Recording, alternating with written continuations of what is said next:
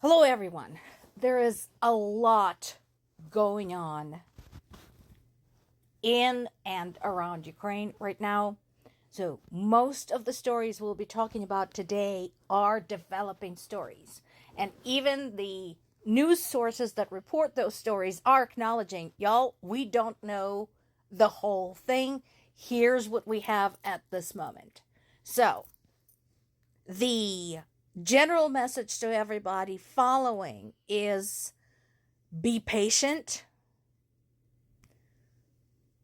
Let's see what we have and try to put together a cohesive picture. First of all, there is this op-ed in the Washington Post talking about the contradiction between what Russia says and what the data says around the war in Ukraine. Specifically, Russia's insistence that they are winning and the observations and data suggesting otherwise. One of the most prominent pieces of data is the million mark for Russian casualties in this war. Now, as a reminder, casualties does not mean dead. Casualties means dead and wounded. Okay? So, Russia is now supposedly over that 1 million mark. Now, this information largely comes from Ukrainian sources. They have been very open, very transparent with their info, and steadily cooperating with the British and the French information gathering organizations. So what I'm hoping to see is more from the British and French sources talking about this, because I know they have all been collecting various pieces of this puzzle. So there's going to be more to come. However, it shouldn't be surprising, because remember, we just talked about this recently, yesterday, that it has been Russia's strategy for a very long time to just throw as many bodies as possible, no matter how ill-equipped, no matter how ill-prepared, but just overwhelmed their opponents with sheer numbers. And that's what they've been trying to do. There's been a very similar approach to what we saw from the Soviet military command back during World War II, which is win at any cost, refuse to give orders to retreat, and a corollary to that, disregard the number of casualties. And so it is not at all unbelievable that Russia's casualties have reached that level.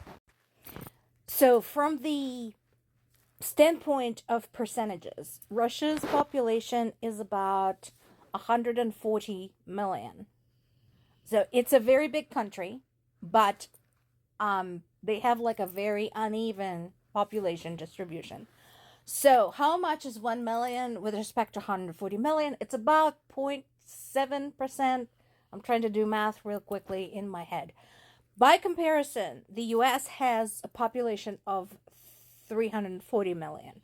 So about 0.7% of that would be somewhere between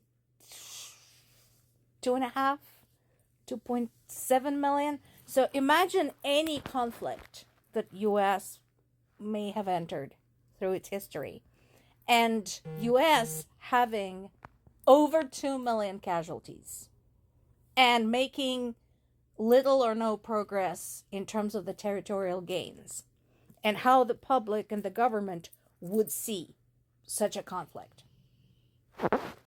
The repatriation of the bodies of the dead soldiers continues. There's been more. Again, this is a very grim task, and I'm sure devastating for a lot of the Ukrainian families. So far, 1,200 bodies have been brought home. And please don't tell me, oh, at least they got closure. Fuck you.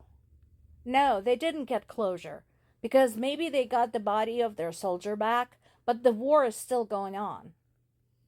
They're still getting bombed. They might not be able to bury their soldier peacefully because they're getting shelled.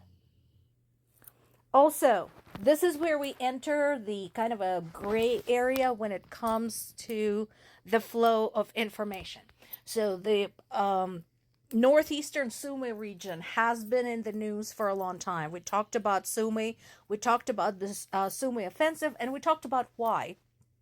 Because it is so close to the border and it offers a gateway to the Ukrainian northeast. So what is the problem? Well, the problem is that Ukrainian sources are starting to say, no, actually, while it's true that Russian troops had some advancements in the Sumy region, the movement forward has been halted. So, once again, that is something that's happened repeatedly in this conflict. Russians would make a strong push to get somewhere and counting on the element of surprise and the numbers to gain momentum there, only to be stalled where they are. And then we go back to the meter by meter situation.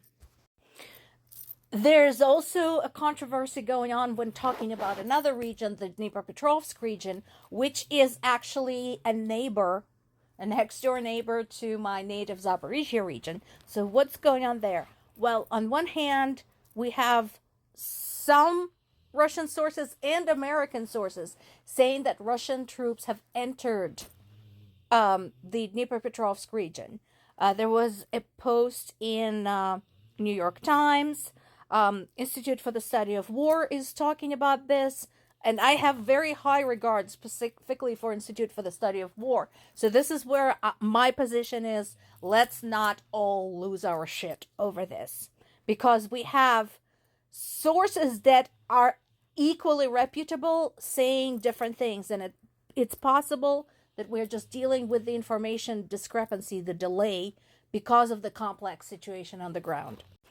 The monitoring groups within and the outside of Ukraine are saying no, they have not, in fact, entered that particular region.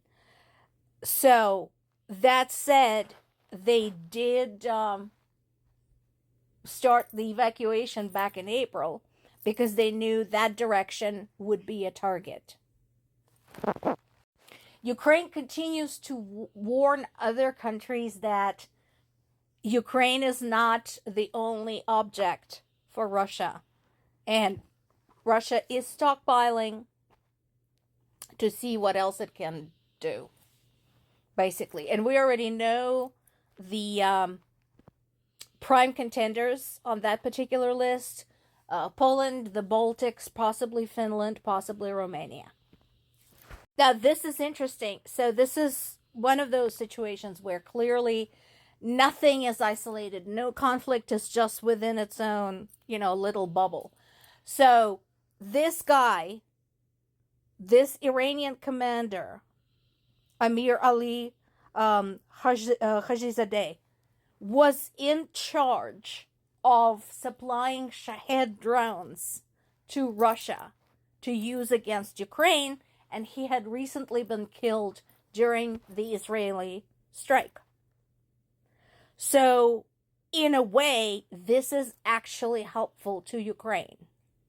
What we're also hopeful is that during the same strike, some of the physical actual drones have been destroyed. Nothing is all by itself. This is good news for the Zaporizhzhya region. Ukrainian MiG-29, which is an old Soviet airplane, managed to strike a Russian drone hub, ammo depot, and so this was both the ammo and fuel depot. So big boom. And this is good news for the Zaporizhzhya region, which is partially occupied by Russian. This is the area from which my parents were being pummeled. So, this is good news indeed. More to come.